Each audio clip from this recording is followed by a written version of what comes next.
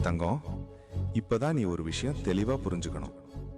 ஆமா, நீ இப்போ நின்னுட்டு இருக்கிற இடம் சாதாரணமான இடம் இல்ல.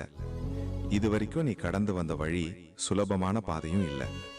அதனாலதான் இப்போ உனக்கு சில விஷயங்கள் ரொம்ப கஷ்டமா தோணுது. அதுக்கு அர்த்தம் நீ பொறுப்போட வளர்ந்துகிட்டு இருக்கிற அறிகுறிதான். நீ எல்லாருக்கும் புரியிற வழியில போகல.